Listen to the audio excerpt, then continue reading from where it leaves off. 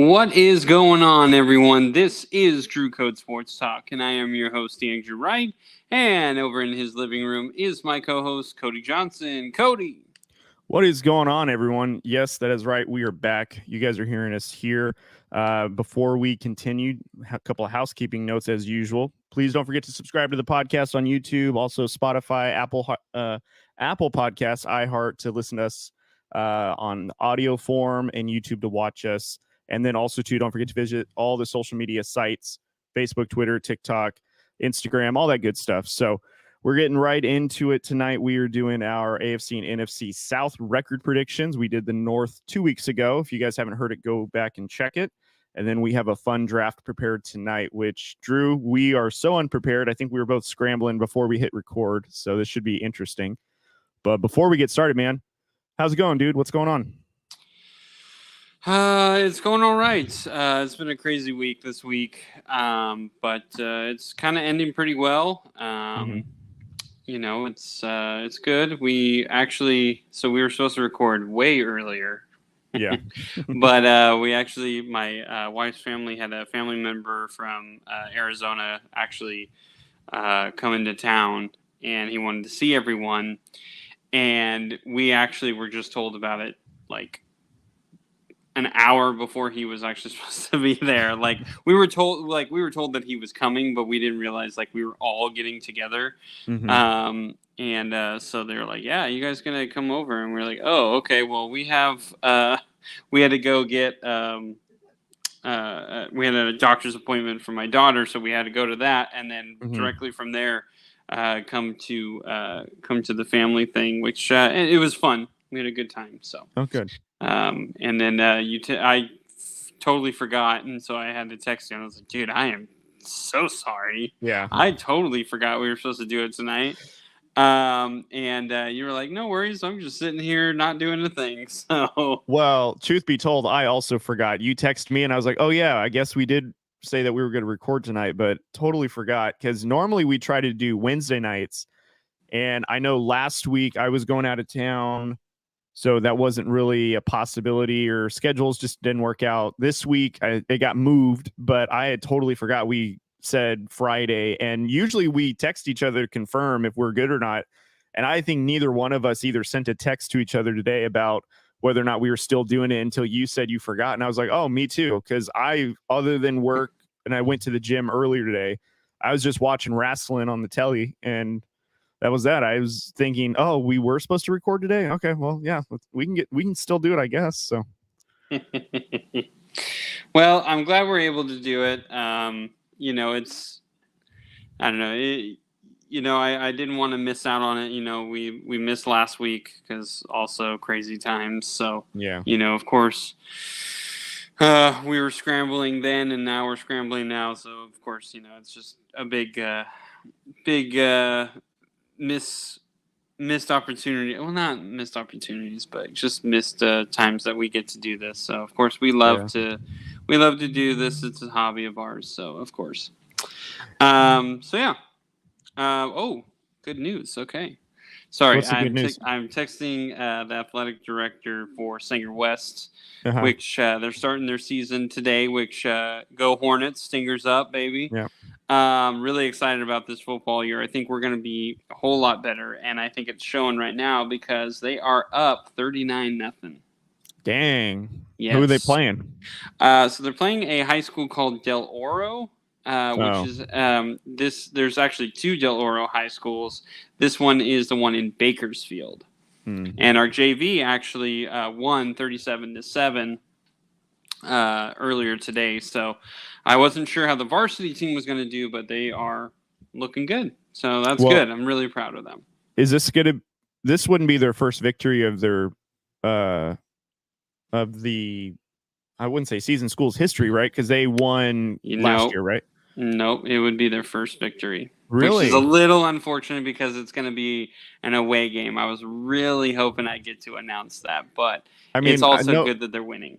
How selfish do you want to be? You called their first touchdown of their school's history. So well, I know, and it was really cool. It was such a cool experience. Great. So I was really hoping that I get to call their first win. But I'm glad that they got their first win now because that is such a huge monkey off their shoulder. And like I've been tweeting out a lot, like at like different like high school type Twitter, or I guess X account. Yeah. Now, yeah, whatever they call it. Back in my day, we called it Twitter. And so, you know, I've been texting or tweeting out a lot, like, hey, you know, you guys need to watch out for Sanger West. Like this, they have been doing a ton of work.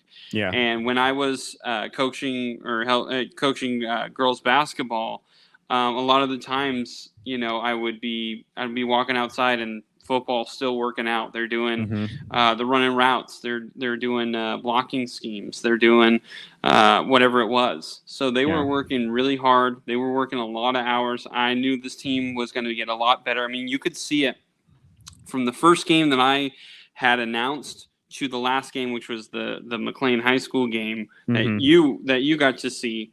And that game was so good, so intense. And unfortunately, they lost at the last second off a Hail Mary type pass. Like, I think it was like a corner fade from I think inside the red zone. I think because I think McLean drove and Sanger West, I think, had to just hold him for like the final, I want to say 12 seconds. And I want to say it was like a third down play, I think. And they just, the guy threw a great pass and the defense just blew the coverage. But I mean, it would have been their first victory of the season. So, I mean, you can't blame them for, you know, not holding on to it, you know? Yeah. So I've been really like, okay, this team their defense is only going to get better because they already have a really good pass rusher in one kid. And they got a pretty good linebacker, and their secondary, specifically their safety, they have a safety who's like one of their leaders of the team. And he actually went to the high school All-Star game last year. So he's coming back this year. And so more experience is definitely going to help. Hopefully the offensive line is a little bit better this year. And hopefully the quarterback has a little bit more experience. I haven't seen much of them, but all in all, I felt really good about this team. And so far they're starting off strong. So hopefully they can do some damage in the league. So just big shout out to Sanger West Hornets. Really proud of them for competing and not giving up. And man, they grinded this offseason. I'm telling you what, like I've never seen. I mean, I played high school football. I've never seen a team grind as hard as they did. Like we had off-season camps here and there, whatever, the 7-on-7s type thing. But I just felt like this. They did not do anything just like, oh, okay, it's 7-on-7, so we're not going to have the offensive line or the defensive line come in. No, they literally had everyone still practicing like it was a regular game, and I think that has really is going to really help them. So I don't see this as their only win of the season, and if it is, I think this team still has obviously gotten better over last year. So did they do they have any seniors on the team now, or is it only juniors the highest class so far?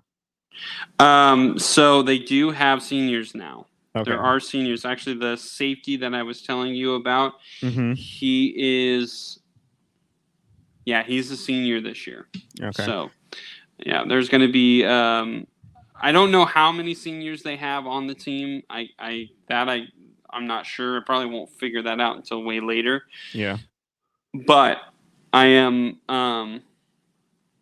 this is going to be a really interesting year because we have the seniors, now we have, and like I said, now we have experience. So, you know, I don't think we're just going to roll over and die like a few of these games that we had last year. I feel like this is going to be it could be potentially like, you remember when the Detroit Lions were kind of going on that stretch where it looked like they were going to lose all their games. Yeah. And then all of a sudden they just like got on like a 3-game winning streak where they ended up actually being a really tough team. And everyone was like, oh, this team actually played pretty well. Yeah. That's the kind of team I feel like they're going to be. I'm not sure they're going to get into a playoff. I really hope so. I think it's a possibility. Yeah.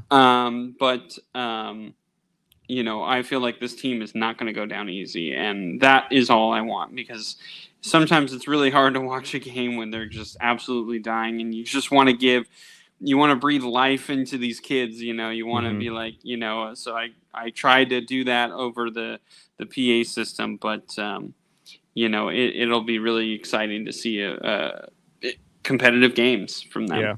Well, I think too, if they were just missing some upper class leadership, and they just need some tradition, and I think the fact that most of these players are coming back, or at least get to continue playing football, is really positive, because I mean, some of them could have packed it in and said, I don't want to do this, and the others came back and wanted to get better. And especially if there's that much of an improvement where they are a team to at least be a tough out, or a tough game against, that's really encouraging, because that just means that greatness is on the horizon. So yeah, for sure. And not to keep harping on this, and I'm done after this, but I'm really proud of them, and I'm really glad to see that they're doing really well.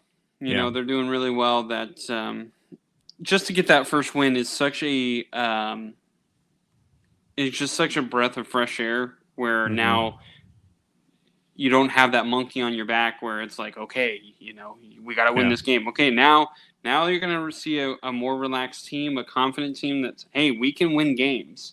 So I'm really hoping to really see a lot of that. So anyway. Yeah. I can't wait to go to a couple of games and see the improvement too, because I think I only caught the homecoming game last year, and hopefully we'll catch some more, because I forget how fun high school football games can be. So yeah, and it's kind of cool to see the entry into their football program, and see them little by little improve, and like what you're saying, and the optimism around it. So it'll be a fun season. Yeah, for sure. All right, that's enough of that. We talked ad nauseum. I'm sure everyone's like, who's this freaking like Sanger West Hornets? Whatever. Listen, I'm into it. I'm invested. It is what it is. I don't even go to that school, and I'm invested just because of Proxy U, which is still fun. It's kind of cool to again witness like all the up and coming stuff and see the growth and all that stuff. So I don't care. I mean, we graduated Cougars, so what is it for us to root for the Hornets? It's fun. Yeah. Well, the Cougars are doing really well too, but let's not get into high school football right now. We can have a whole show dedicated to that. Yeah.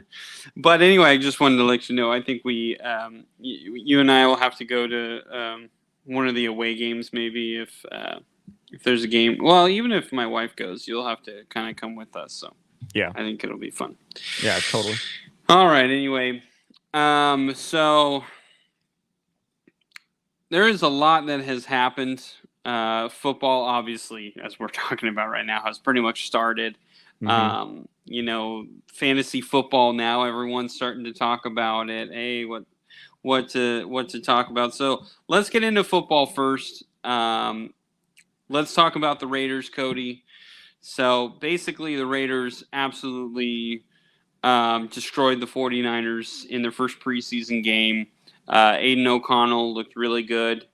He had some good stats here and there. So, sorry, my dog, of course, he's got to do that right now. They look good. The defense really did a great job of making Trey Lance look very mediocre, where now everyone's talking about that. Is Trey Lance even going to be a 49er at the end of the year?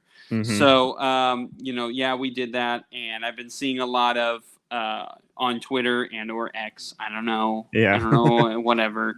But anyway, Twitter. Yeah. If you hear me say Twitter, you know what I'm talking about. Okay. I'm sorry.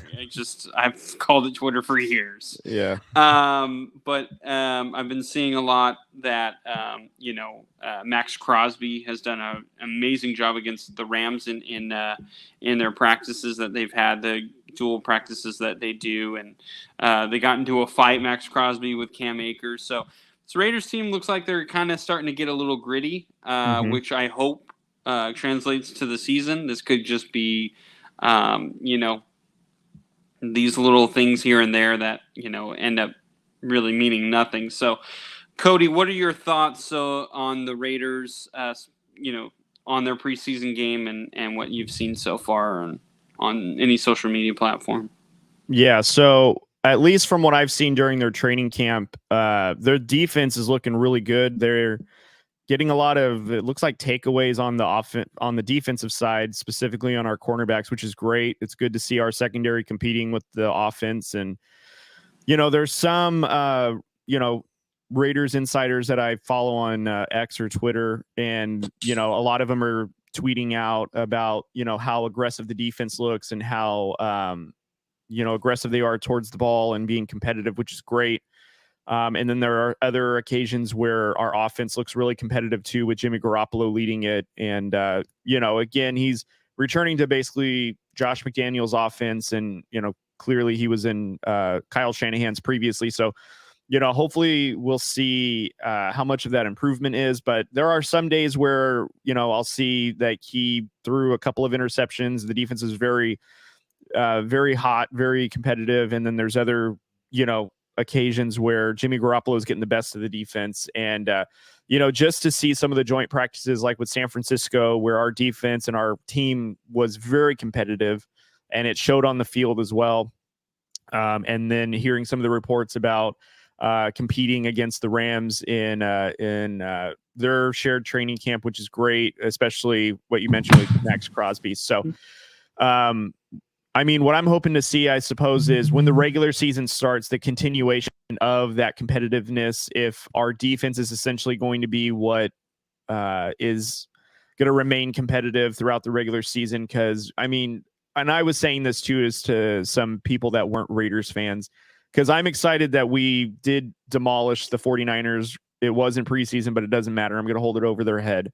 But I just don't want to get too high if we go like 4-0 in preseason or 3-0 or whatever, because preseason doesn't count. It's the regular season. I want to see what we do in the regular season. I still would like to see Josh Jacobs return to the Raiders. I want to see Devontae Adams come back healthy, which it sounds like he's basically back healthy. I'm glad to see that our rookie quarterback, O'Connell, is looking great. I love that his nickname is AOC on the team, so that's kind of funny. But, I'm just hoping that this team has a bounce back year. I know that obviously we don't have Derek Carr anymore and Darren Waller, so we've got a lot of adjustments, but I'm hoping that the defense takes a huge step forward with some of their additions and, second year being in Patrick Graham's defense. And, I'm hoping that the Raiders remain competitive. Their division is going to be competitive as always. I am a little encouraged, though, that the Denver Broncos still look like a dumpster fire, so that's great. The Chargers, it's preseason again. I don't know how good or how bad they're going to be, but ultimately it's still the Chiefs division. And I'm just hoping the Raiders can keep pace or at least come close to them. And, we'll go from there. But, so far it's encouraging what I've been hearing out of training camp on X or Twitter or whatever. So good. It's as good as it's got to get, Yeah. Listen, I'm with you. The win is great. Win is fantastic. It's good to see. It's hard for me to get excited because last year I think we went undefeated, or we went like 2-1. Yeah, I don't remember. I could always go back, but I just don't want to take the time. Anyway, but I just remember that everyone was like, oh man, this Raiders team is going to be so good. And then I was one of them. I'm not saying that I wasn't. I'm going to be more, cautiously optimistic, I think is the best way to put it. I'm going to be late to the Raiders bandwagon is basically what I'm going to do. I'm going to wait until maybe after 7-8 games before I'm like, oh, okay, like let's say this team is 4-3. Then I'm going to be like, okay, I think this team's okay. But if this team is like 5-2, I'm going to say, okay, we can make the playoffs. If this team is like 3-4 or 2-5, then I'm going to say, yeah, I don't think this team is going to do much this year, unfortunately. So that's just kind of what I've pretty much told myself I need to do because, I get too high on the highs for the Raiders and I get way too low on the Raiders. And I think this year what I will give credit to Josh McDaniels is he's kind of tempered expectations. He's brought in Jimmy Garoppolo. So, we're not all sitting here going, Jimmy Garoppolo is the GOAT. We're not all saying that. Yeah. We're looking at Aiden O'Connell, and we understand he's probably going to be the backup, but he could be pretty decent. We don't know. Yeah. We feel like the defense has improved, I think. I think that's fair to say. I don't know by how much. It looks like their intensity is there. It looks like it could be really good, but we don't really know. And I think for me, I'm definitely going to be, like I said, cautiously optimistic. I'm going to be more of the guy who's going to be late to the party, and that's okay. I'm okay with that because I don't know. Everyone was really happy about this Aiden O'Connell kid, which I'm glad. I mean, 15 to 18, excuse me, 141 yards and a touchdown. He ran twice for 7 yards as well. So, great.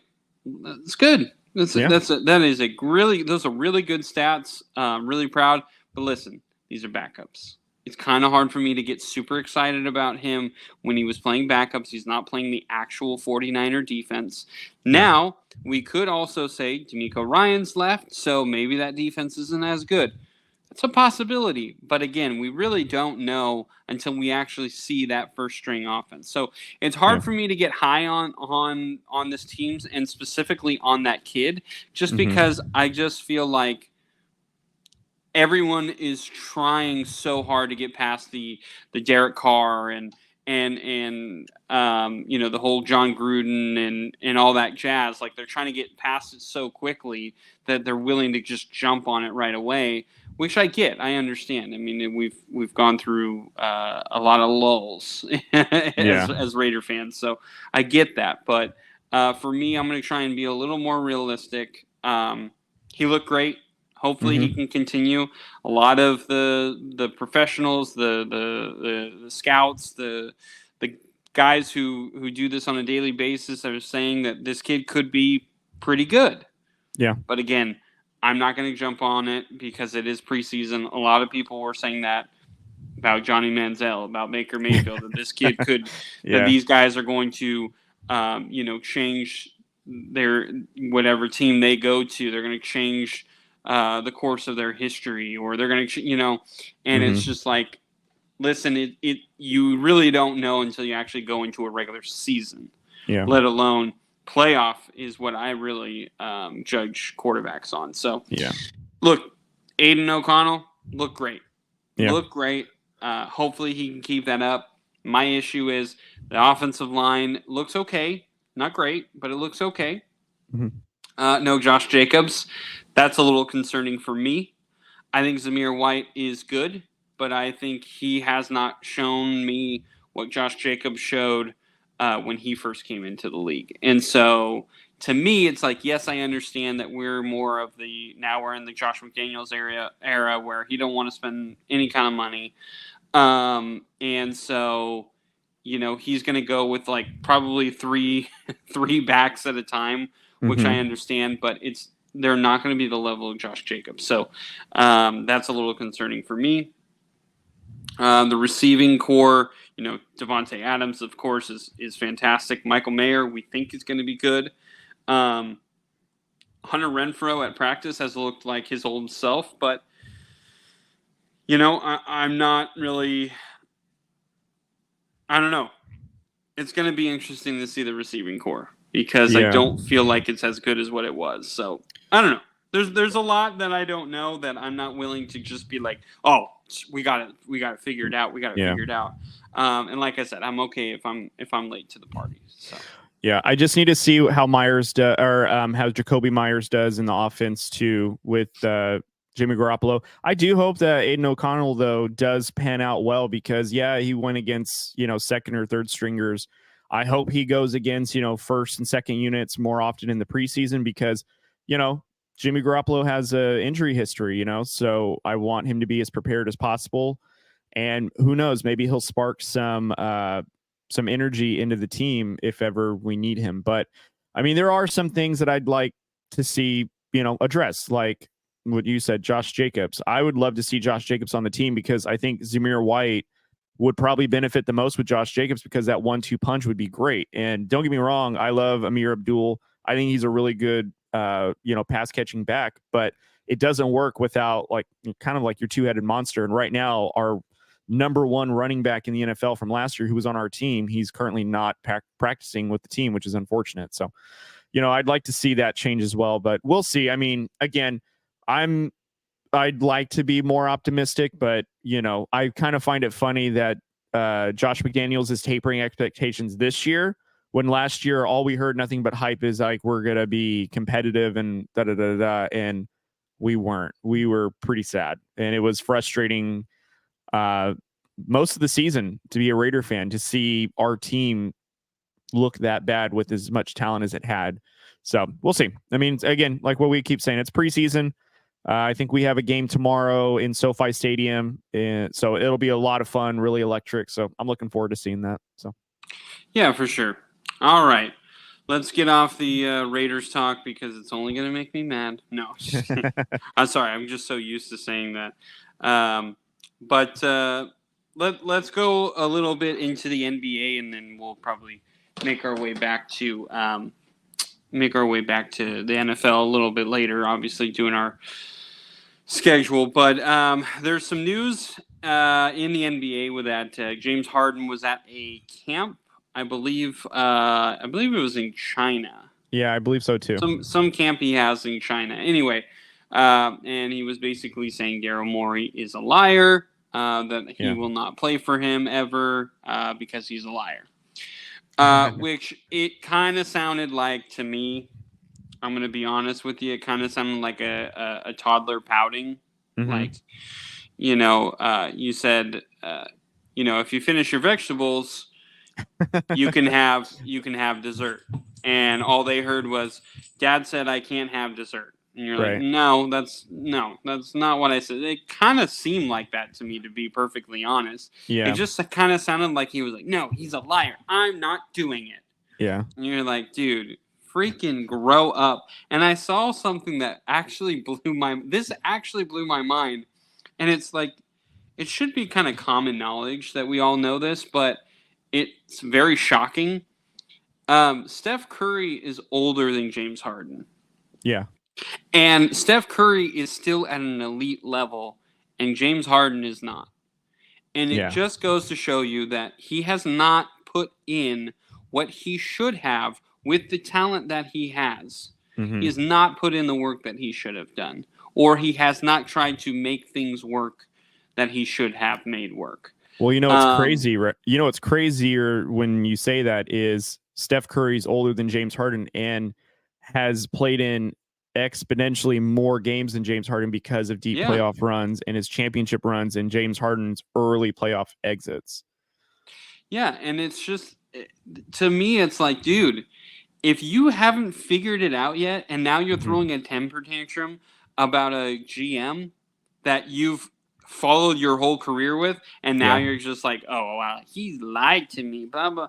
Like, I don't know, dude. It doesn't look good on you, to be perfectly honest. Like, I know a lot of people like James Harden, and a lot of these, analysts are saying, like, oh, well, they need to, James Harden, he's going to be gone, and some team's going to be so lucky to have him. I don't think so. I think James Harden is now looking more silly than anyone else. I feel like, I just feel like a lot of these analysts are friends with Harden, so they don't want to, destroy that in with him. And I don't know James Harden. I don't have any insight on James Harden, and I'm not afraid to say I feel like he looks bad in this situation to me. Mm-hmm. What are your thoughts on it? Man, it's tough to say like who looks good and who looks bad. I think this whole situation looks bad, especially if I had to be sympathetic. If you're a Philadelphia 76ers fan, this is a bad day because not only did you have at one point Ben Simmons, Joel Embiid, you flip Ben Simmons, who was giving you attitude, for James Harden. That didn't work as well. And now you have also reports that Joel Embiid is unhappy with his situation. So that's another thing, which are you going to be out 2 superstars now? So I think there's something deeper going on in Philadelphia. But for the James Harden thing specifically, I think it's absolutely. I mean, you hit the nail on the head. This does not look great for James Harden. He has followed Daryl Morey almost his entire career. I think since he went to Houston, he's been there. Or actually, no, I think since Daryl Morey was hired at Houston and brought in not who's the coach I'm thinking of, former Suns coach, D'Antoni.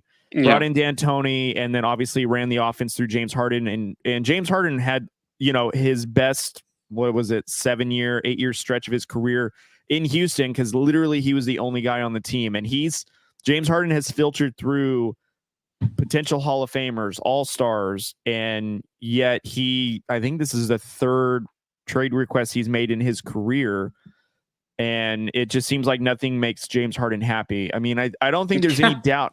I don't think there's any doubt how talented he is, but I think what we've discovered is you can have all the talent in the world, but if you're not willing to, sacrifice and be a team player, you're not going anywhere. And it's kind of funny how you pointed out Steph Curry. Steph Curry is probably the epitome of a team player, and he still gets he's still recognized as one of the best players in the NBA, but he doesn't feel like he forces up shots or anything like that. No, he lets the game flow. He gets his players involved, and yet he's still a factor. Like, he's a major X factor on the team. But yet when you have James Harden, there's such high expectations. Like, I don't know, for me, when James Harden first got into Philadelphia, it should have worked by all accounts, and it just didn't for some reason. It just looked like they were super underwhelming in their expectations.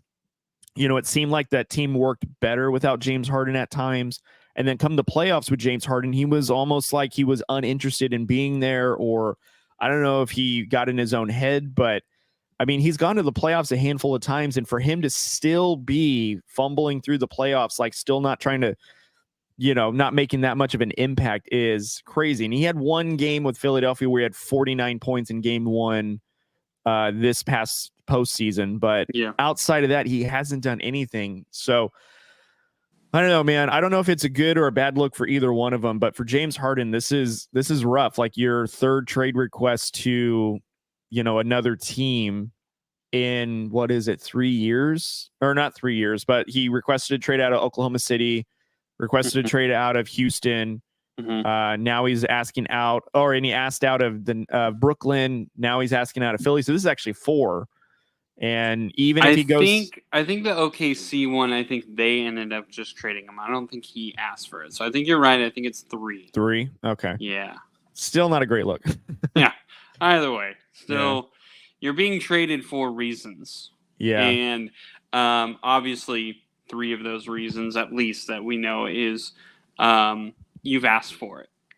And you're essentially leaving a situation that was great for a situation you hope is better, but maybe the problem isn't that the grass is always greener on the other side, because none of these teams that he's requested to go traded to has gotten better.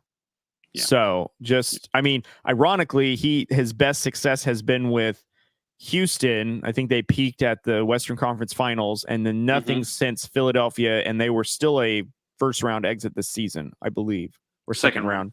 Second round. Yeah. So. Yeah. Listen, James Harden is an incredible talent. I have never denied that. I just never thought he was that alpha guy, because he just never seemed to really want that moment or want to work that hard at doing so. Like, a lot of guys like LeBron James, for example, which is kind of unfair to compare people to LeBron James. I get that. But like, LeBron James or Steph Curry, those guys are working in the offseason. I mean, now LeBron James is working out with his sons all the time. His sons are, both of them look really good. And so, they're just doing all this kind of work, where those guys were doing work on the opposite side where James Harden was. He's a guy who is a guy who's at the strip club, showing off how much money he dropped, which, listen, all for it. If that's your thing, I'm not saying that, how dare you go to a strip club? I don't care. I really don't care. But what you also can't tell me in the same sentence is that, well, I just had really bad teams or this and that, this happened and it wasn't my fault. Yes, it is your fault because you're the leader and you need to be showing these guys how to work. And you never showed how hard you work. You've never been that guy. You're always, I want to be out and about. I want people to know who I am, blah, blah, blah, which is great. Mm-hmm. It's great. It's fine. But this is why you're starting to struggle. And it's funny that we're kind of talking about like Steph Curry and everything, because I was actually thinking about this. I kind of think he would fit in Golden State, to be perfectly honest. Yeah. You may disagree. I don't know, but he's still a good, spot up shooter. He would probably get way more open looks in Golden State, like just the way they play. And I've said this for many years. He's actually a really underrated passer. And I felt like this year, specifically in the postseason, in the playoffs, he was really showing off his skills passing wise. And like you said, he didn't really have these great games other than the 41-point one. But all the other games, he was getting 7, 8, 9, 10, 11, 12. I think at one point, one game he had like 15 assists. Yeah. He's a very good distributor, and he would really fit that team well. Do I think he would start in Golden State? I think that would be a whole another topic for another day, but I do think he would fit with Golden State. Yeah. I just don't know who Golden State would give up. I mean, I think maybe you could probably say Jonathan Kuminga. Yeah. But are the Warriors willing to give him up? That's a tough one. I think it depends on, so just if we were to continue to entertain us, it would just depend if the Warriors are willing to essentially get older for a championship and then what? Because then now you have a bunch of older players on the team. They just traded for Chris Paul, who's 38 now. And, I'm not saying that having James Harden on the team wouldn't be a good thing. I think, ironically, I completely agree with you that if James Harden were to go to Golden State, it'd probably be the one place that could help him resurrect his image and his career to look like he's a team player and a winner, because that culture is built to sustain something like that. Like, I know that Kevin Durant, we can agree, is a much better player than James Harden. But one of the reasons why Golden State works so well is because everyone understands it takes a sacrifice from everyone's game to make everyone better. And some nights maybe it's Clay's, other nights maybe it's Steph. Draymond, it's even some games where he needs to maybe be an offensive spark, ironically, and then he can then carry the defense later on. So I think James Harden would fit really well with that team, and it would probably take Jonathan Kuminga. And truthfully, you might even have to throw Clay in there just because of the contract. But I think ultimately, though, like, James Harden is either going to go to a team that's falling for a draft lottery pick, but he's certainly not going to a competitive championship team unless he's willing to sacrifice more. But I just don't know what James Harden wants to do. Does he just want to be a guy that puts up stats for the rest of his career? Or does he want to go get a championship? Because if he wants to go get a championship, argument is, the best situation is still in Philadelphia, but it's now soured. So anyways, who knows what he wants to do or where he's going this offseason. Yeah, I didn't like it. I didn't like the look of it.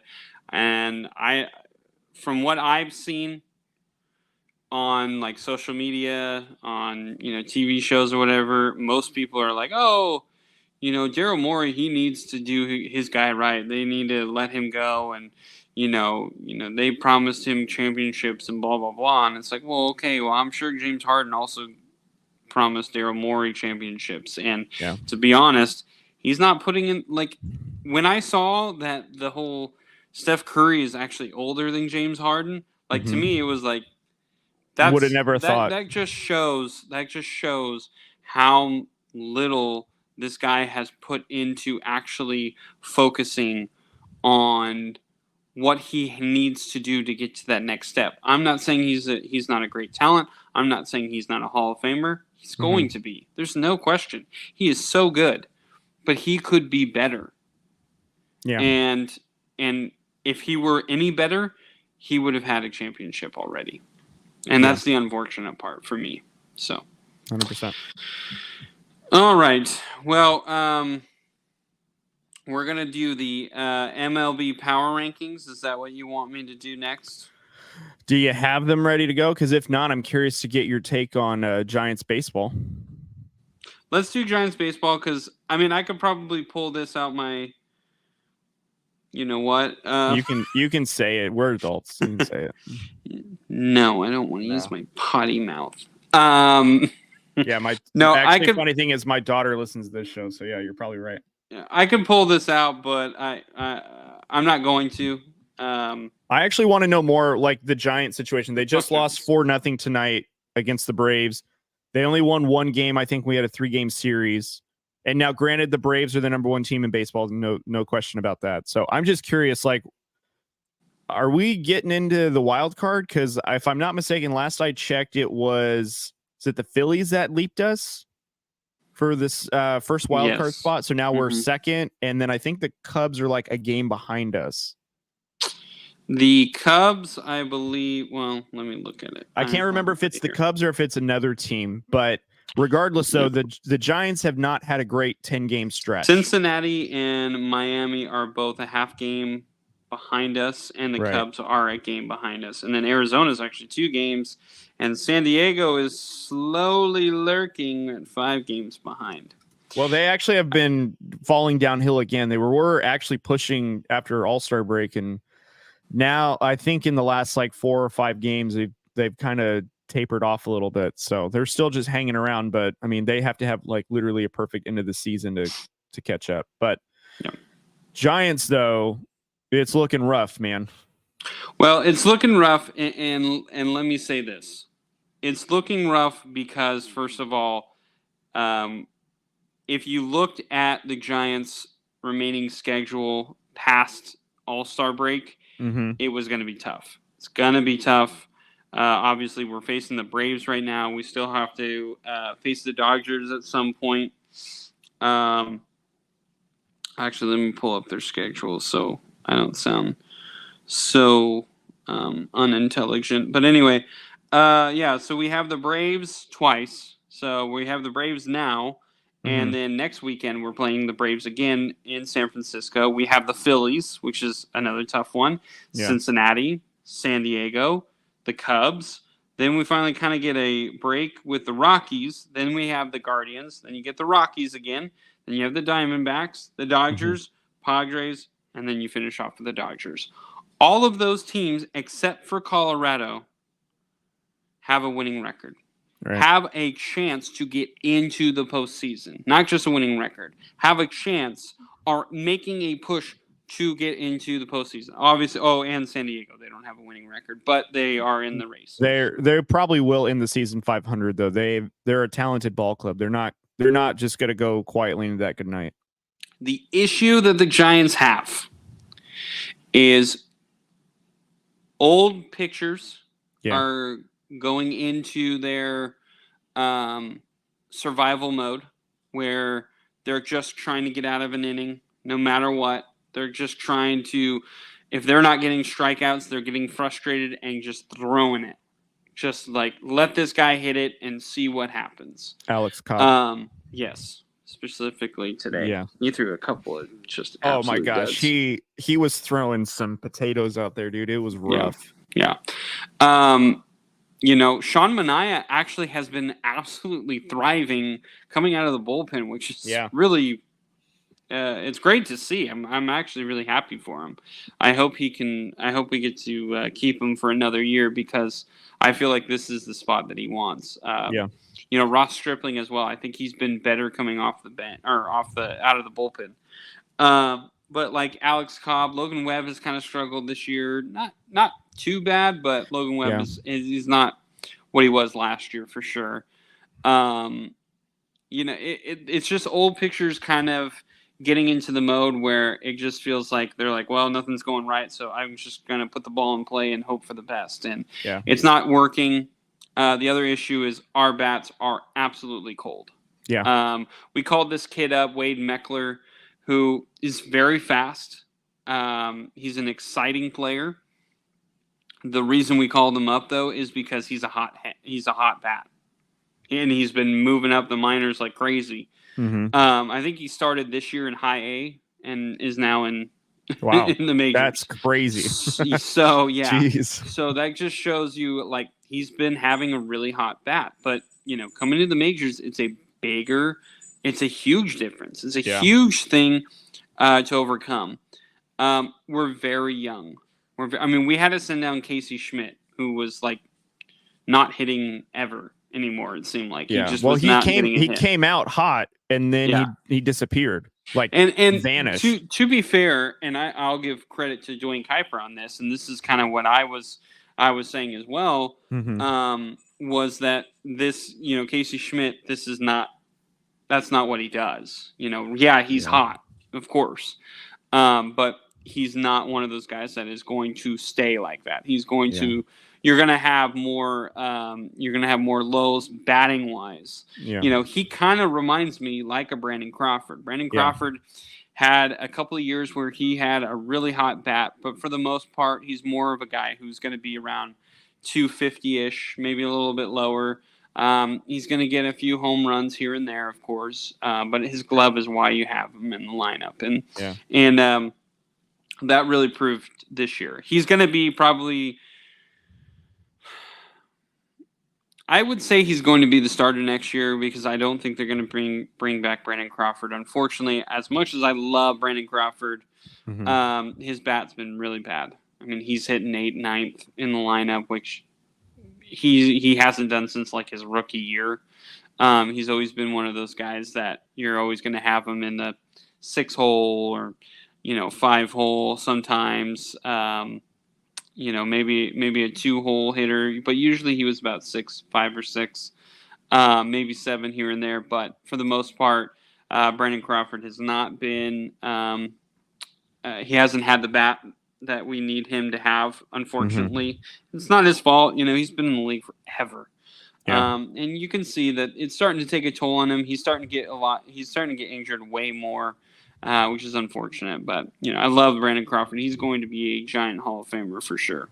Yeah, there'll be maybe not an MLB Hall of Famer, but a Ring of Honor member. Yeah, for sure. He's definitely going to be because he was my favorite Giant since Barry Bonds. I should say since Tim Lincecum because I loved watching Tim Lincecum right after Barry Bonds, and then Brandon Crawford came in, and the defense was phenomenal. But so you're just going and you have a lot of young guys. Elliot Ramos has been in the lineup, and he finally hit his first home run, which was great. But it's unfortunately is at a poor time because no one else is hitting. Who was the infielder that we called up? Not Schmidt, but the other prospect we had. He was like our number 1 guy. Marco Luciano. Yeah, he's not on the lineup right now. Yeah, I don't know why they sent him. They called him up for like 2-3 games. Then Crawford came back and they sent him back down. And then they called that Meckler kid up. So I was a little confused on that. I think maybe it could be injury wise, and maybe they're a little scared of damaging Marco Luciano because he is going to be hopefully the shortstop of our future, or at least second base. But anyway, so there's just a lot of question marks for the Giants. And honestly, what's funny is our bullpen has been pretty good. Yeah. And to start the year, it was the worst part of our team. And now it's our bat and our starting rotation is really struggling. So, if there's a pitch in there to get Shohei Ohtani, I think this would be it. Yeah. This would be it. Hey, we need a starter and we need some bats. Well, I think this is what I get why we didn't make moves at the trade deadline. I get it. Like, we have great young bats. We've improved the defense. Our bullpen is really good. Our starters, I think what, the Giants were banking on is that, like what you said, they're just going to get through it, and their majority of them are laboring at this point, and you're just hoping that they can just hold tight and see what happens. And some part of me gets frustrated because, like, we're really competitive if we just had some help, and if we went to the trading deadline and maybe got a pitcher that could have been a starting rotation piece, then what are we giving up for that piece? I think so. I guess like we're so good, we're right there, and yet we're going to probably be on the outside looking in. And then what's next year going to look like, and if we lose out on the Ohtani sweepstakes, then what's our plan B? Because we still should find some quality starters. Yeah. So I guess I'm just like, we're in that in-between phase where it's like, do we want to push for a first round or what's the one, NLDS elimination, or are we pushing for being a threat in the in the NL with adding some pieces and let these players get some bats and experience and see what happens from there? So I think that's just what the frustrating part is which do we want, And this is years with the Giants, at least coming from my perspective here, is this is why it gets frustrating, especially as Giants fans, that we don't see, us going after Shohei Ohtani type guys. This is why I was really, really hoping that the Giants would go after Mookie Betts. I mean, look at Mookie Betts right now. He's got 32 home runs with LA. And he's a few years into his contract now, and he's looking better and better every year, it seems like. Yeah. I mean, he's even thriving so much he has his own podcast. So yeah, which is actually pretty funny. Yeah, I know. I've listened to a few episodes and I've been meaning to follow it, but I always forget when I get on. But anyway, it's just like, this is why Giants fans really want these name players. Now, we were dying for just to re-sign Chris Bryant. And listen, that's looked like it was a good idea, but this is what the issue is we don't have that consistent bat. When we're talking about superstars with their bat, okay? Chris Bryant. Although Chris Bryant, he can have some lows. He has some highs. He's struggled with injury. But the fact of the matter is, you know what you're going to get with Chris Bryant every single year. You're going to get a guy who's hitting 275. He's going to have over 20 home runs. He's probably going to be close to 80 to 100 RBIs a year. Why wouldn't you want that? Why wouldn't you want that? I understand wanting to save money for guys in the future. Okay, that's fine. And so this is the hard part, because this is one of those times where we really couldn't afford to trade any of our assets, because we kind of have to have a backup plan if things go south. If we don't sign Ohtani or are not able to sign Juan Soto or whatever it may be, which I hope those are the two guys that the Giants are really pursuing heavily. But we're going to have to get more pitching. I don't think you can do it with Anthony. I don't think you can do it with Alex Cobb anymore. Obviously, Logan Webb's going to be there, which is fine. Logan Webb is still really good. I'm not saying he's not. But you're going to have to find something else. Alex Wood is not what he was. Not what he was. Yeah. He's not. It's ironic that we said that. So, it's just we've gotten away for years. We have these old guys and they end up working. But the issue and what we've had in the past, it's a little different. It was always like one, maybe two starters who were guys who were kind of long in the tooth or struggled with injuries, and they came here and did really good for us. And so then they go and sign somewhere else. But we had guys like Madison Bumgarner, who is an established starter who was starting to grow and grow and grow. We had guys like Tim Lincecum, who had a lot of success right away and continued it throughout his entire career. Matt Cain, guys who are just established, who may not be the best pitcher in baseball, but are guys who you can build around and know what you're getting on a day-to-day basis. It's the consistency. And that's what the Giants don't have right now, is we don't have consistency. We have really high highs where, hey, we're going to get in the wild card. We could even make a push to win the NL West. And now we're at a really low where we're like, we could possibly be out of the wild card race in a couple of games. So that's the unfortunate part. And we have a really young team. We have either really older guys or we have really young guys. And that is a mixture of disaster because the older guys are starting to slump and they're not really able to get out of it like they used to because their talent has diminished a little bit, whereas these young guys have no experience, so they really haven't been able to figure out, especially in the majors, how I can adjust to help out the team. And that's what we're struggling with right now. Crazy, man. All right.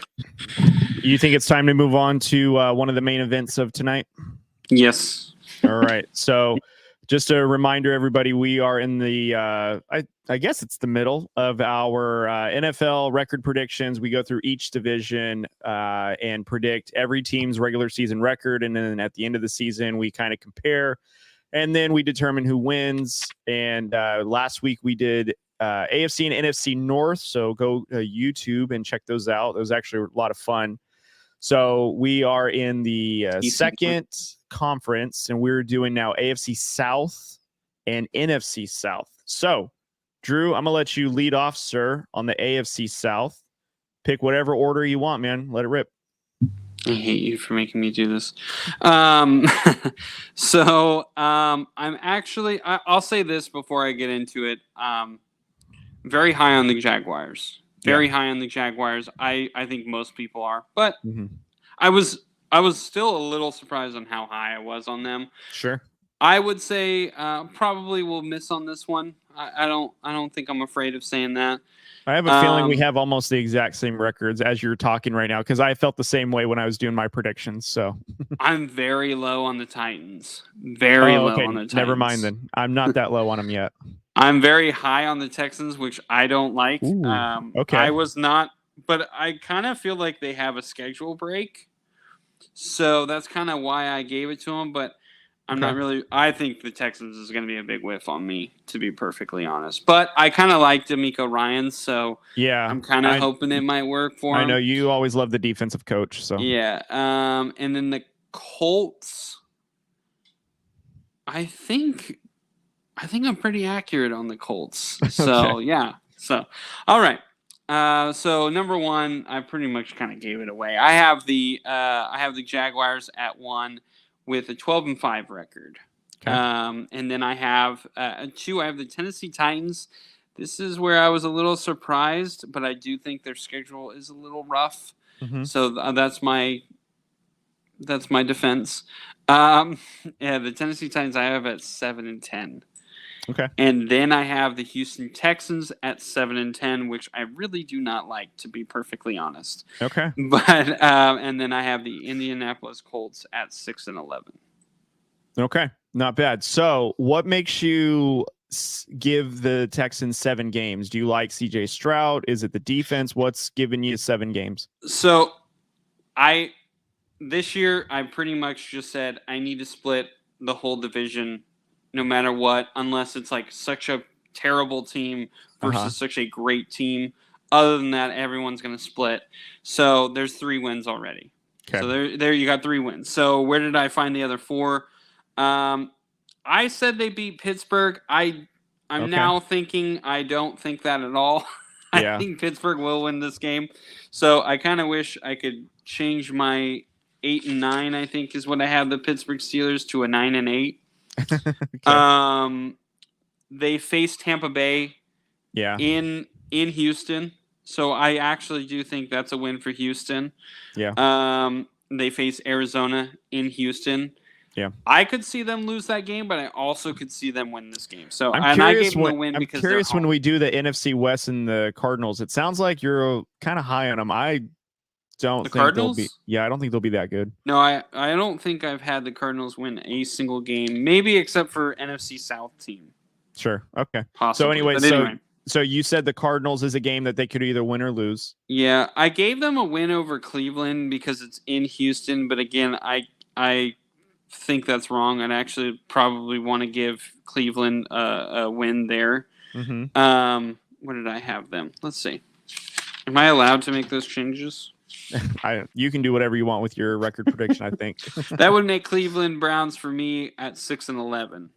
Oh, wow. You dropped him. Okay. So Houston would be. Let's see. I give Pittsburgh a win, so they would be. I would give Houston now a 5-12 record. I like that better. I'm going to do that. So I'm making them 5-12. Okay. All right. Well, no going back now. They're either 5-12 or 7-10 for you. So whatever in between. Okay. So for me, we pretty much have almost the exact records other than one team in particular. So Jaguars number 1, 12-5. I think that they're going to be a dynamite team. Second year with Doug Peterson as what we've always talked about. Essentially all offseason. Doug Peterson and Trevor Lawrence had a great first year together. Second year is only going to get better. Calvin Ridley on the team now. They're going to be absolutely... I hate to say this because I don't want to sound like I'm really high on them. I mean, I am very high on them, but I would not be surprised if the Jacksonville Jaguars can give the Chiefs a run for their money in terms of like high-powered offense. I think they could rival them in terms of like how explosive they are. But anyway, so Jacksonville number 1, 12-5. I have Tennessee Titans number 2 at 8-9. I think that they're going to be, borderline 500 team. I think, their coach is very good. I just don't think he has the talent to get them, above, maybe a 500 record. Colts, I have 6-11. I'm really excited to see what Anthony Richardson does, but I just think that they have a lot of work to do as well. Rookie head coach in there as well. And then Texans, I have them at 5-12. I think I like D'Amico Ryans. Me too. Yeah. Like I said, we have almost the exact same records, but I think D'Amico Ryans, rookie head coach, I think they're going to be a lot more disciplined. They're going to execute better.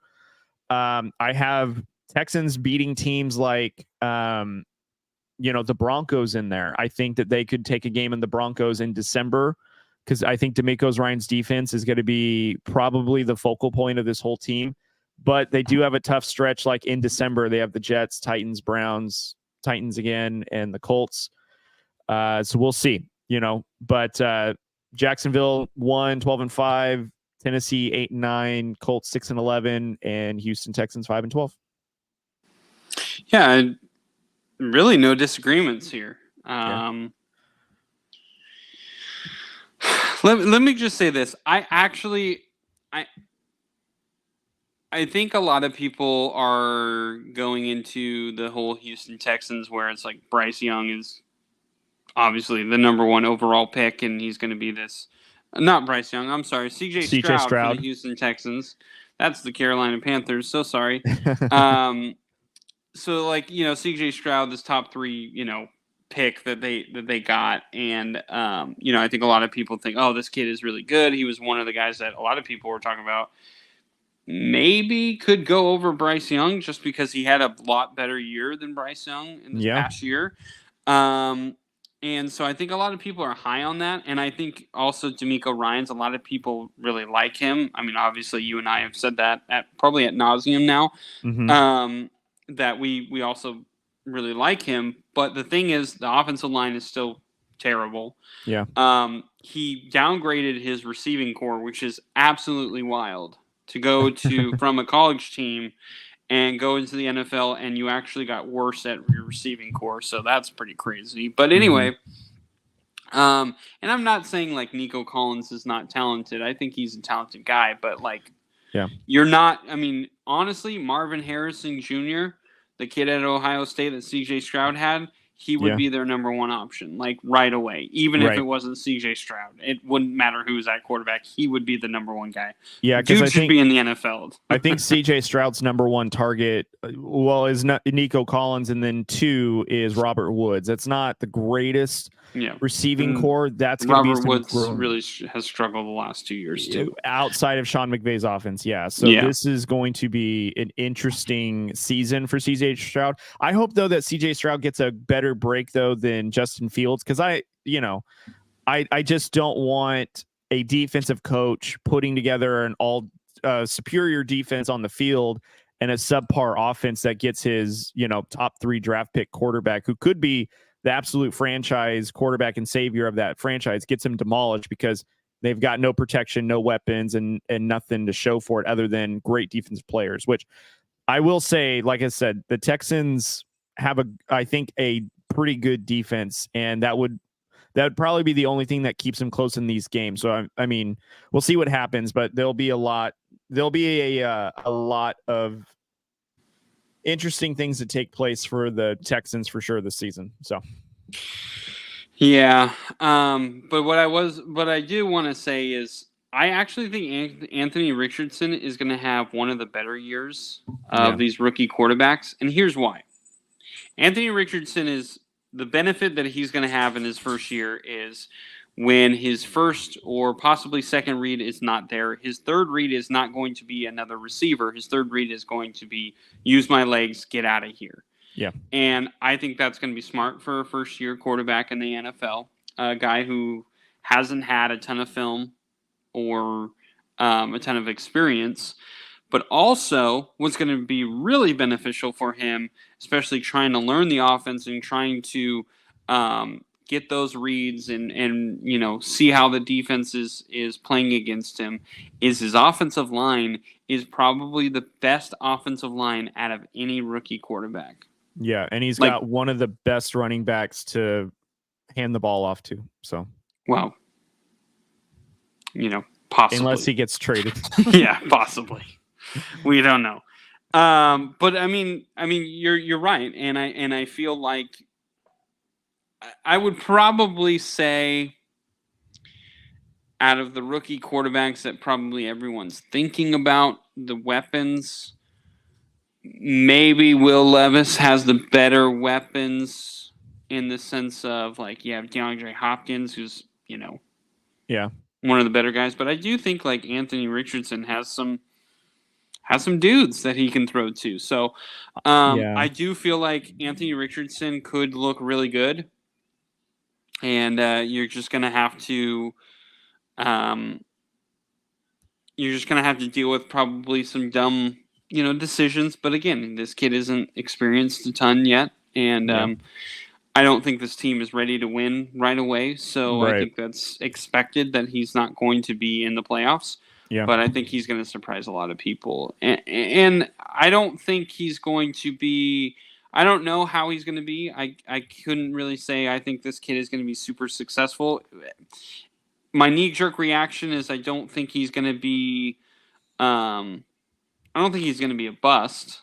Yeah, but I don't think he's going to be like Jalen Hurts. I don't think he's going to get to that type of a level of a running quarterback. I think he could potentially be somewhat better than a Daniel Jones. That would be my first reaction. But again, I don't want to commit to that because who knows? This kid could be really good. And again, this year, I'm not going to react right away. I'm going to be late to all the parties to reserve my okay, I think this kid is not good or whatever. Because I didn't see a lot of Anthony Richardson, so I couldn't really tell you. But from what I have seen, I don't know if he's going to be fantastic in the NFL, but I don't think he's going to be terrible.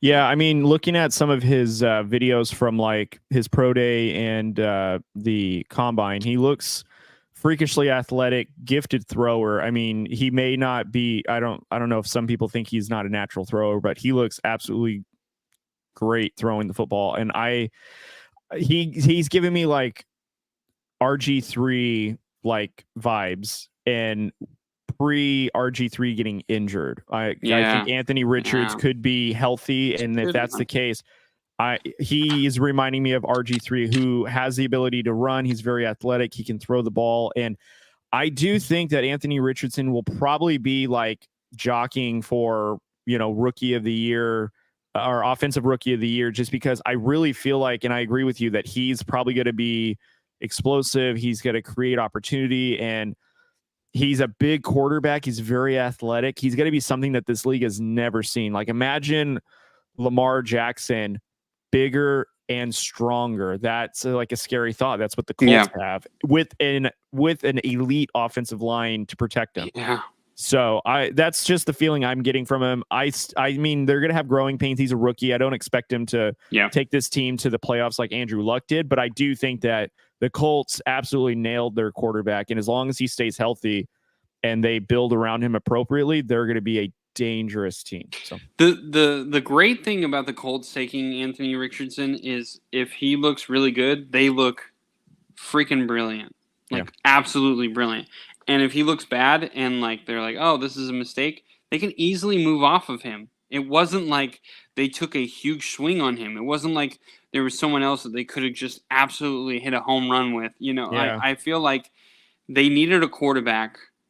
I mean, you could maybe make the argument, oh, they could have got, a defensive player who's, going to be a defensive.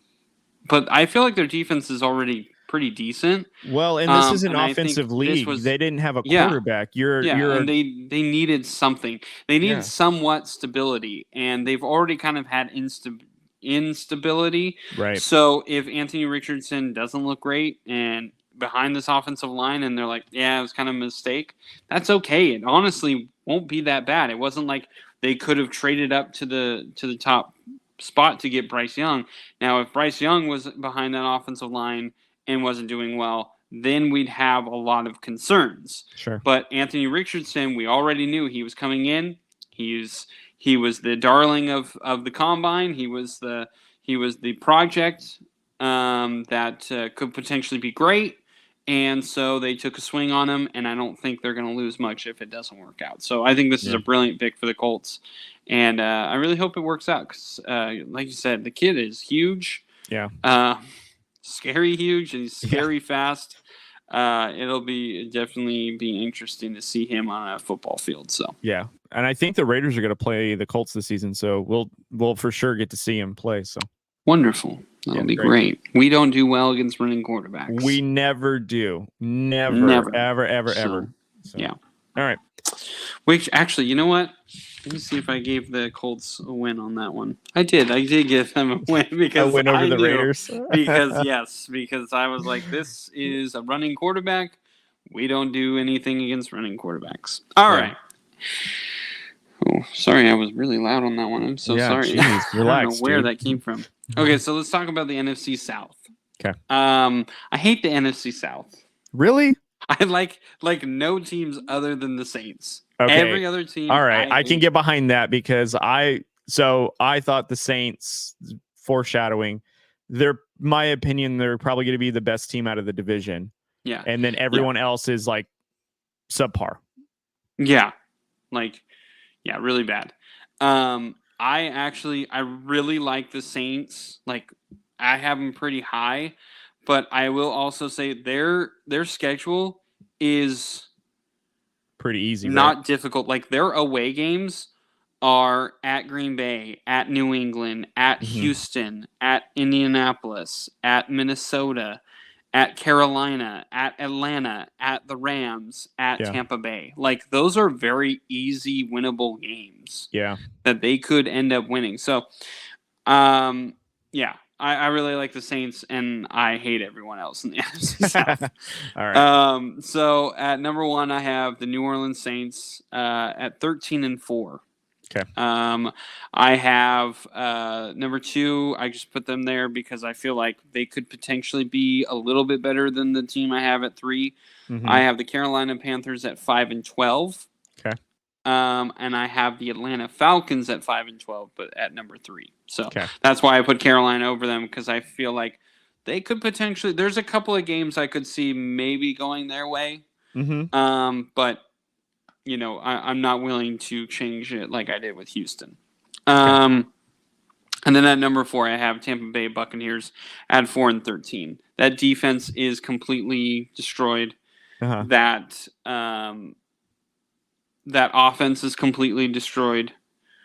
So, and then you added Baker Mayfield, who I don't think is terrible. Again, I think he's a decent starter in the NFL, but I don't think he's going to overcome what Tom Brady could overcome. And honestly, Tom Brady didn't look that great at the end. So he's already said that he's not going to be able to do what Tom Brady did. And go figure, we all could have predicted that too. Yeah, so. We all knew that when you came into the league, not even just now. So so that's my prediction. What did you have Tampa again at? 4-13. Okay, all right. Okay, so I mean, we're almost spot on. A couple of games here and there. So sorry, my wife is absolutely glaring at me right now. So she's like looking at me because she said, you said you're going to be quick. And of course we lied. Or I lied to her. Anyways. Yeah, okay. no. So number one, I have the Saints at 12-5. I'm pretty high on them. And I'm so glad I was confirmed when I witnessed basically their drive. Derek Carr leading that offense looks absolutely phenomenal. I mean, yeah.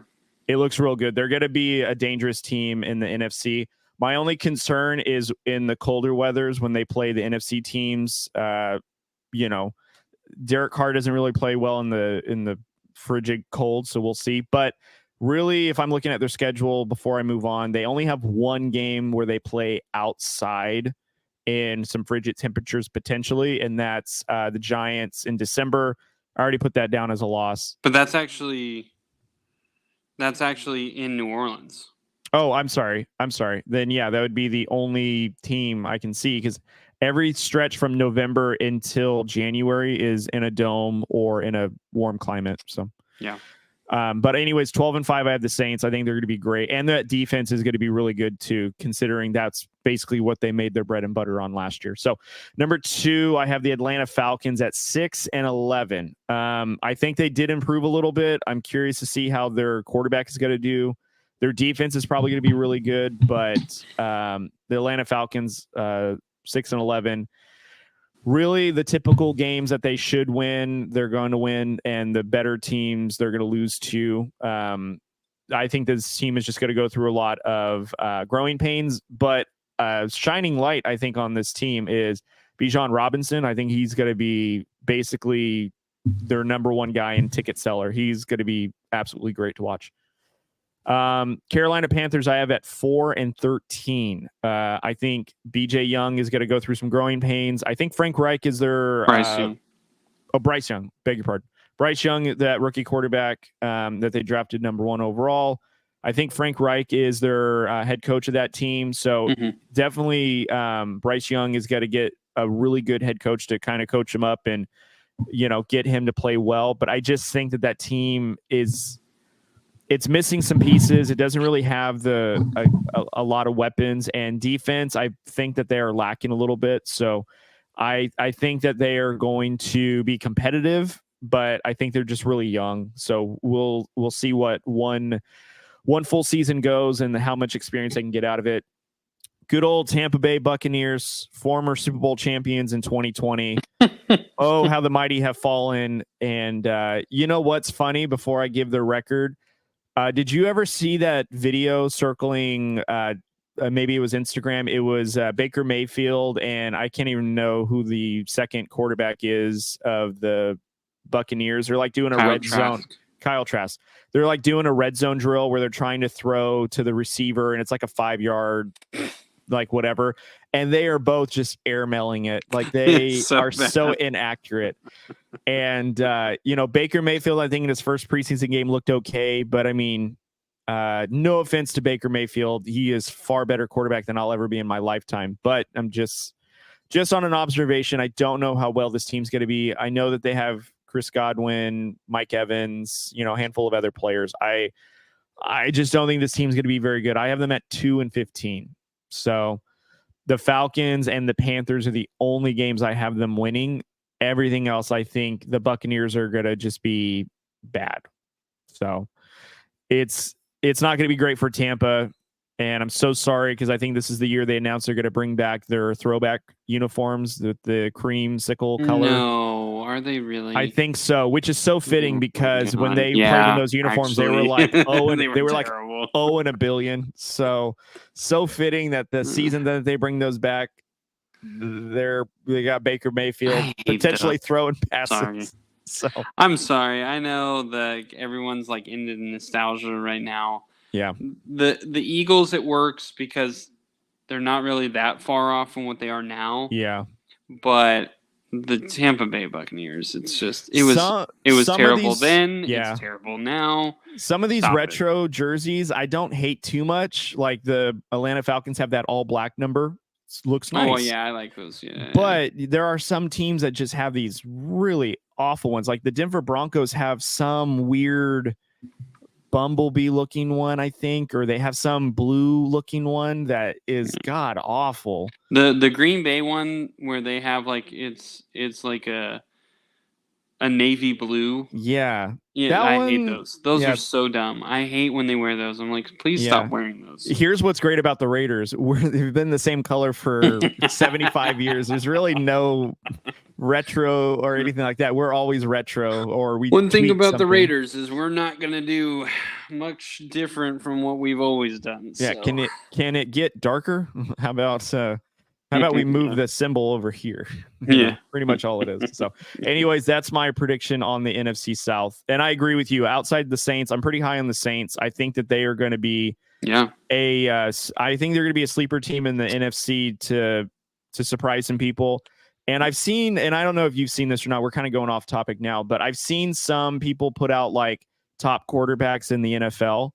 And I feel like because Derek Carr had a bad season with the Raiders last year, they're really not giving him a ton of respect. Like I think he was ranked number 20 on the most recent quarterback rankings I saw. And 21 was Brock Purdy, which I thought, listen, I know that we're not high on Carr, but he was literally in the debate of like top 10 to 12, and now he's dropped 20 to 20th. Yeah. And I just think people forget like how, and I'm not saying he has elite arm talent, but he's a good quarterback and he's a leader. Colin Cowherd famously is like, I'll have him on my team any day. All he does is win, and all he does is compete and gets his guys to play. What more do you want? Yeah. I'll agree with you on that, because now he's getting a guy like Michael Thomas, who's been actually posting a lot about Derek Carr. And like Chris Olave. It kind of seems like Michael Thomas is actually going to play a full year. He's going to come back. because he wants to play with Derek Carr. I mean, and like you said, Chris Olave, I mean, he looks like he's going to be good. I mean, that offensive line is a really good offensive line. Alvin Kamara, I still really like Alvin Kamara. And then that Saints defense is very good, really good, and you have a defensive head coach. So I'm with you, man. I don't understand the slander towards Derek Carr. I understand he had a really bad year. It wasn't fantastic, but honestly, it still wasn't that bad. It was just not what we had anticipated. And I think that was the issue. So I'm with you, man. I think the slander, I think Derek Carr likes this, though. I think he likes when people are downing him, people are downing his team. And to be honest, he looks way more happy right now. Yeah. Which kind of is scary to me. Well, and he has a chip on his shoulder. Like he looks like he's out taking heads, man. Like he looked really good in his preseason game. He's looked really good in practice. Hear nothing but positive things coming out of Saints camp. And I mean, I think we are both pretty much Derek Carr fans. We're going to root for him, even though he's on the Saints. But I mean, it's crazy. The Saints are going to be a really good team for sure. Yeah, I know Raider fans would probably going to be like, I can't believe you. But I wouldn't. I would like to get a Derek Carr jersey with a Saints jersey. I wouldn't mind that. I like players. Hell, I have a Peyton Manning jersey. I have a Cam Newton jersey because I really love those. I really love those players, and so I would root for Derek Carr all day, every day. I mean, he's from Fresno, or played at Fresno State, so that's always a little bit of a homer take. So I think that's why we believe in Derek Carr a little bit more than others, but I feel like he really proved. I mean, he was one of the best quarterbacks the Raiders ever had. It was just a really bad last season, and there's a lot of turmoil towards the end. So, And for any Raiders fans, if you guys want a Jimmy Garoppolo jersey, they're at your local TJ Maxx right now. But there you have the San Francisco logo. Because I also heard they're at Ross too. Yeah, probably. Actually, you said you wanted a Derek Carr jersey. I saw them at Burlington Coat Factory last week. But those are Raiders. Yeah, I have one. I would actually get one. I don't care. So what? You know how many former Raiders I've seen jerseys of? No.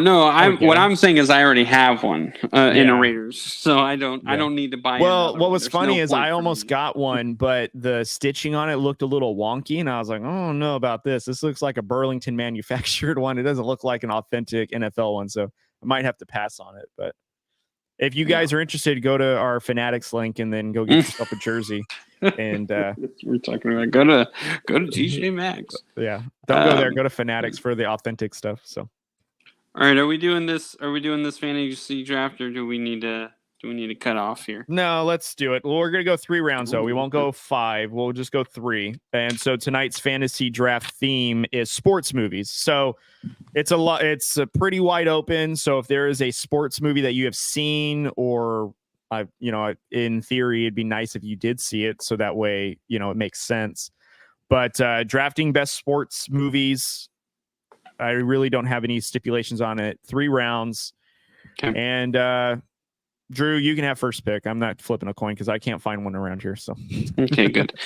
I'm gonna go weird, but it's one of my all-time favorite movies to watch. Okay.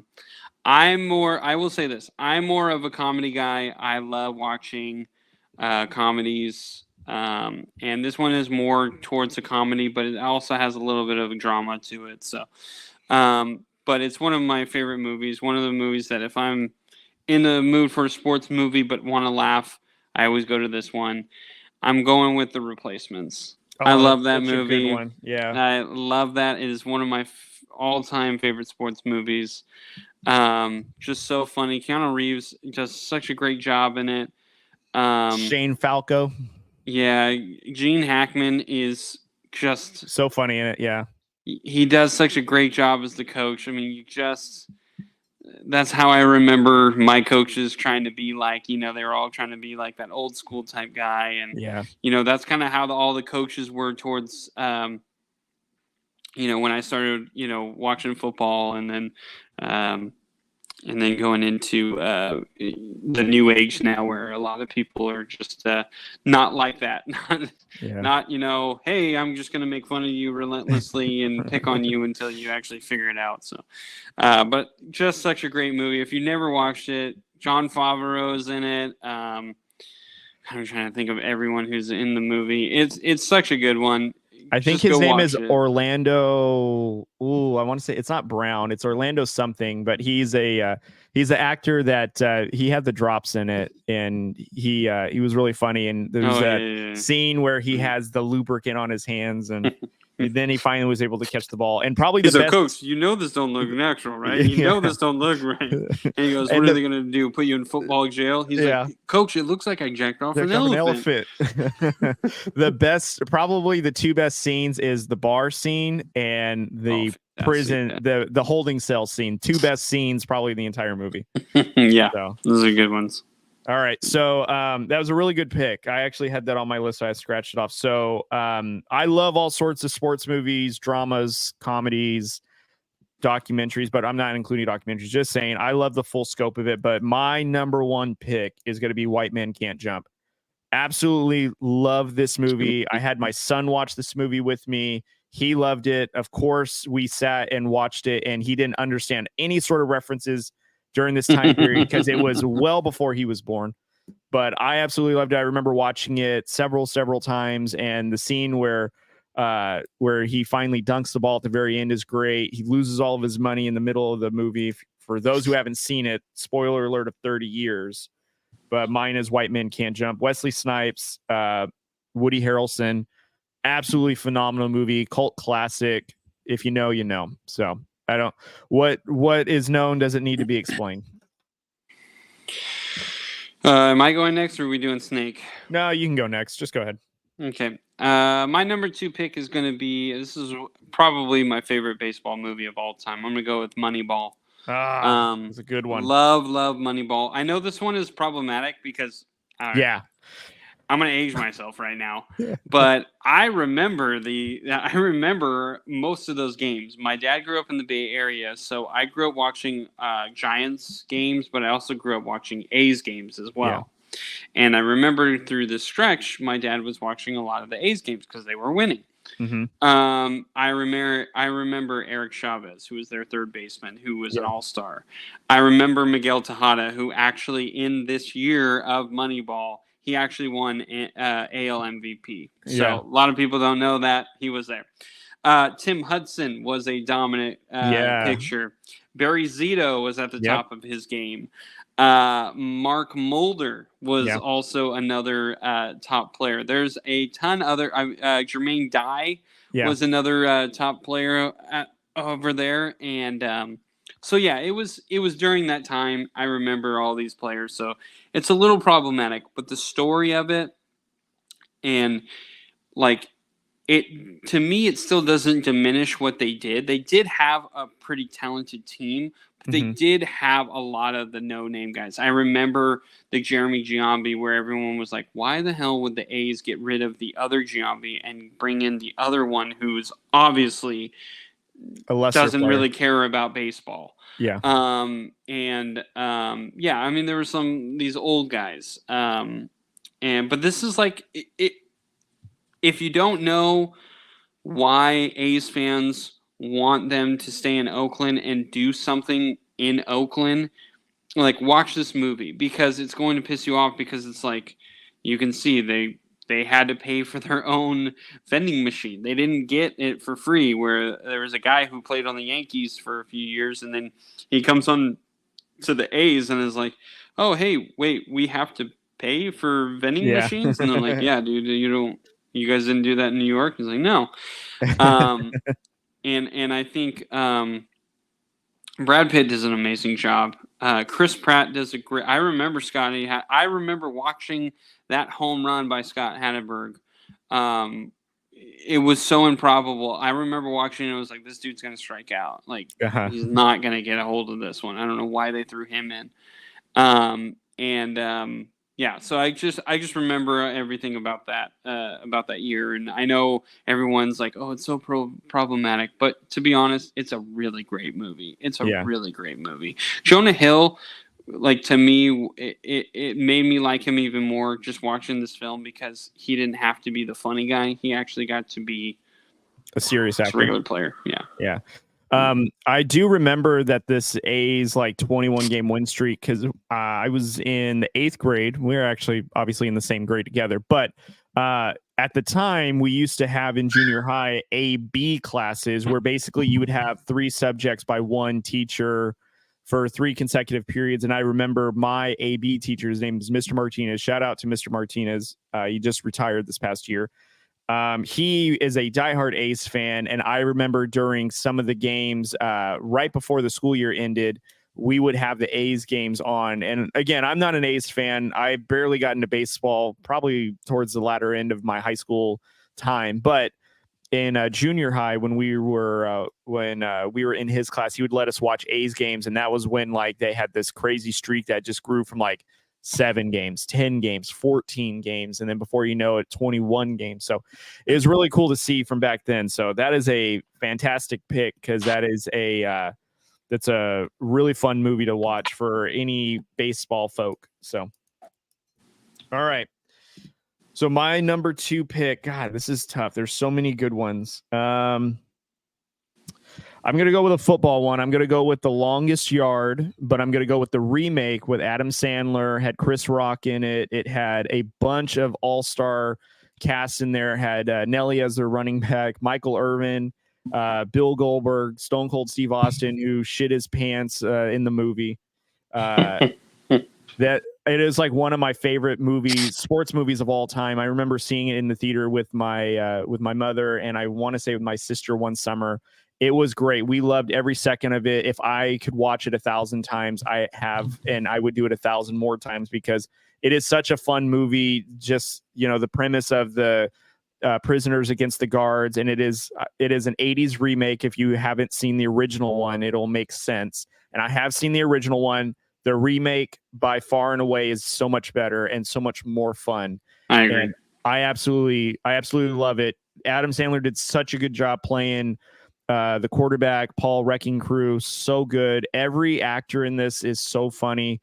And it's one of those movies where you can just watch it at any time. You don't have to pay attention to it too much, but every scene just sometimes will get you laughing. It also tugs on the heartstrings a little bit. Phenomenal movie. Number 2 pick, Longest Yard, the remake. All right, I'm gonna go for my 3rd pick here, and this is one of my movies. I don't think I don't even know if you've even heard of this movie. Well, maybe you have. But anyway, I really like this movie. I always thought it was such a really cool way they did this movie, and I always loved it. My number 3 pick is for Love of the Game. I know this isn't everyone's favorite. It's more of a love story, but I always said, like, everyone's like, oh, you like that movie? And I'm like, yeah, it's a love story between a man and a woman, of course, like we always have. But at the same time, it's also a love story between a man and baseball, and how he's always chosen baseball over anything else. And finally, you see that he's finally able to say, okay, I can't do this anymore. I'm not going to be here anymore.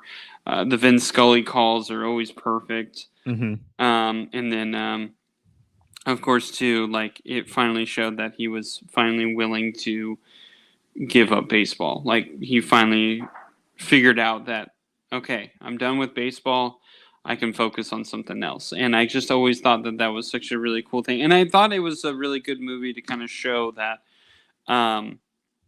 people aren't perfect. You can like a guy for what he does in sports, but he wasn't the greatest of people. He wasn't like this superstar, on and off the field. He was kind of a scumbag in some ways, but also he had to learn. He's just been told his whole life that he's great, and kind of had to figure things out. And just a movie that I always love watching.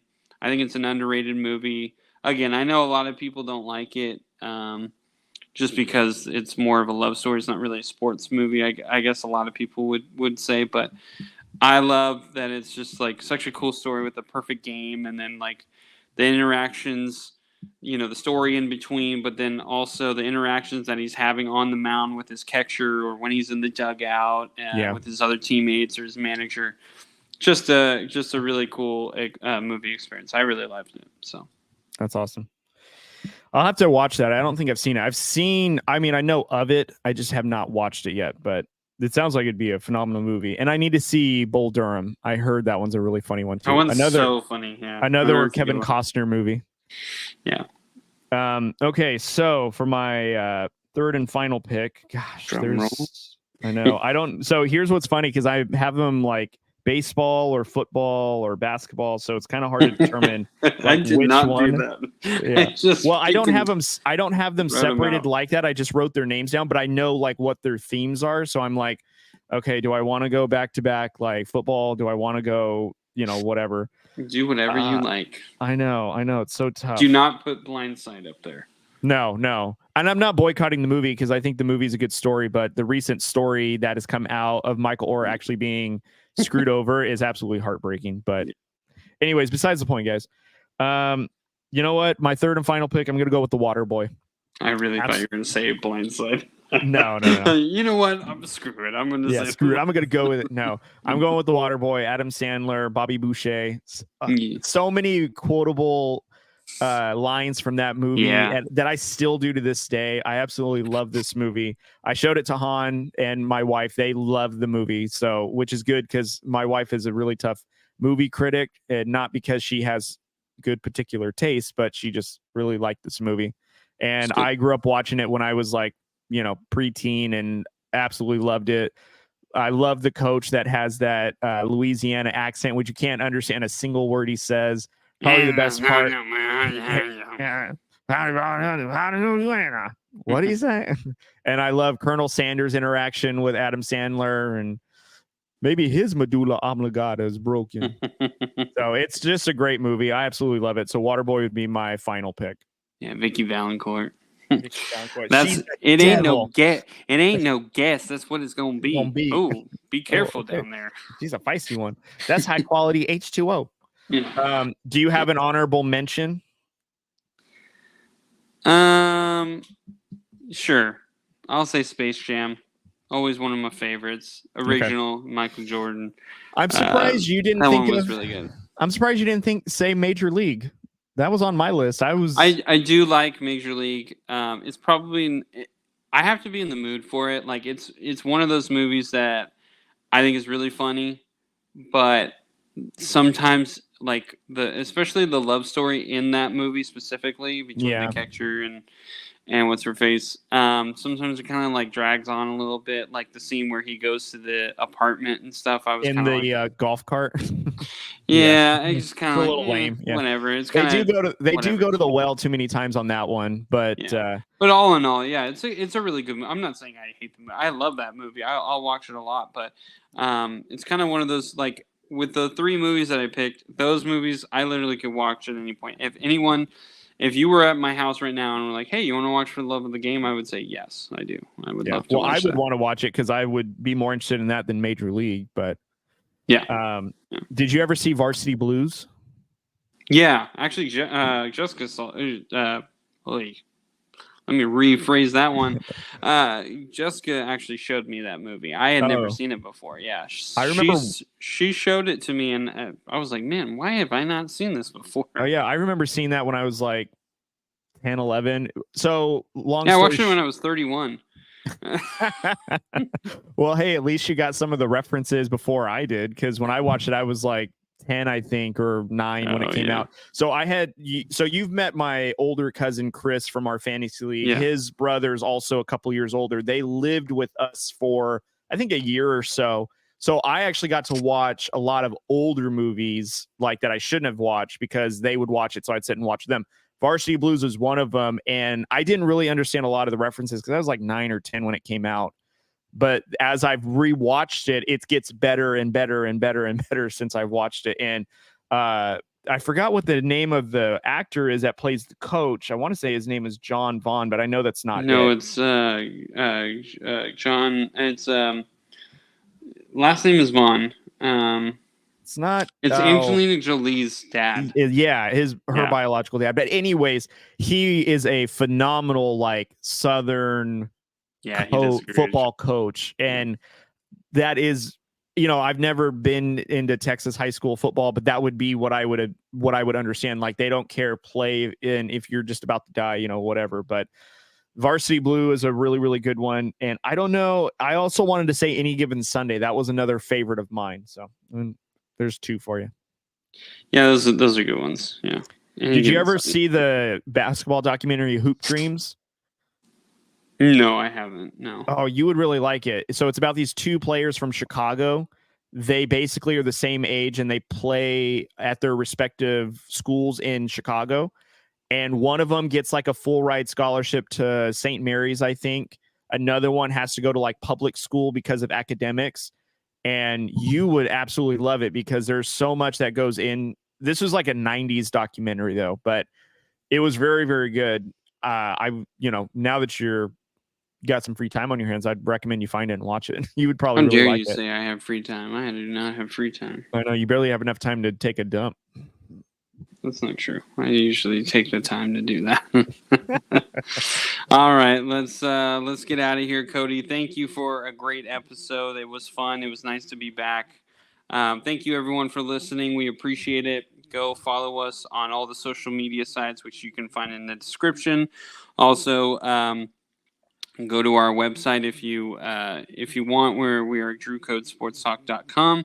And please subscribe to our YouTube page and also all our podcast show. That way you can subscribe. And also we would appreciate a rate and a review of the podcast as well. Anything and everything does help. And thank you to the sponsors that we have. You can find in the description as well, but fnxfit.com. We have Fanatics. We have, good God, how many do we have? Geek. So we have quite a few. So thank you to those. Cody, any final thoughts? Nope. I think it's time to go home. So thank you guys for listening. Thank you guys for being a part of this journey.